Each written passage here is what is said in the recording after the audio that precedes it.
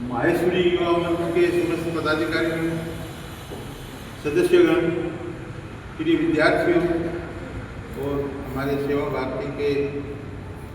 पदाधिकारीगण, आज का ये जो आयोजन है ये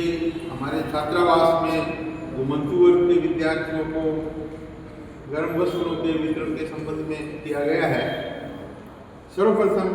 मैं आपको ऐतिहासिक पृष्ठभूमि में थोड़ा सा ले जाना चाहता हूँ कि आज़ादी से पहले हमारे देश की ऐसी सामाजिक, राजनीतिक और आर्थिक परिस्थितियाँ बनी कि किसी समय जो वर्ग बहुत आगे थे, समाज के अन्य वर्गों के साथ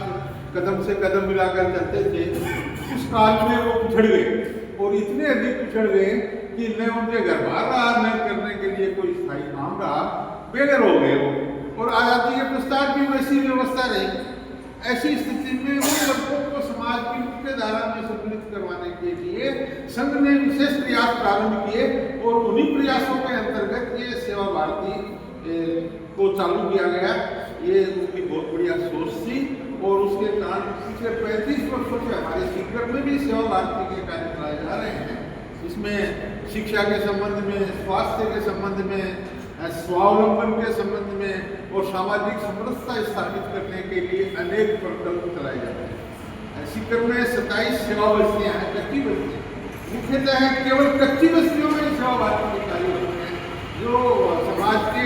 विकसित वर्ग हैं या जहाँ पर संसाधनों की कमी नहीं है वहाँ पर सेवा भारती का कोई काम नहीं चलाया जाता। केवल पिछड़े हुए, वंचित, उपेक्षित जो वर्ग हैं, जो कच्ची बस्तियों में रहने वाले हैं, उन बच्चों को, उन परिवारों को या समाज के उस वर्ग को मुख्य धारा में लाने के लिए और इस राष्ट्र के खोए हुए वेगों को प्राप्त करने के लिए सेवा भारती लगातार कार्य कर रही है। मैं अपनी तरफ से और सेवा भारती की तरफ से आप सभी का आभार व्यक्त करता हूँ, आपको बहुत बहुत धन्यवाद देता हूँ, अपनी तरफ से साधुवाद प्रदान करता हूँ कि आपने इस प्रकार के कार्यक्रम का आयोजन किया है और इन बच्चों की जो मूलभूत आवश्यकता है उसको पूरा करने का प्रयास कर रहे हो। और हम आपसे आशा करते हैं कि भविष्य में भी आप इसी प्रकार से हमें सहयोग करते रहेंगे। आपके पास संसाधन हैं, आर्थिक संसाधन हैं, आपके पास वैज्ञानिक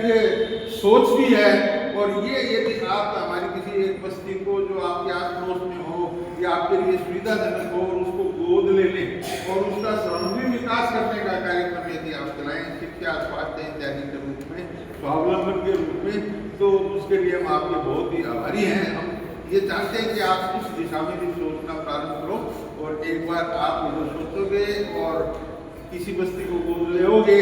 तो ये हम इन उपेक्षित वर्गों के लिए एक महान कल्याण का कार्य कर सकेंगे। एक बार फिर मैं अपनी तरफ से सेवा भारती की तरफ से, इस संस्था की तरफ से आप सभी का आभार व्यक्त करता हूँ और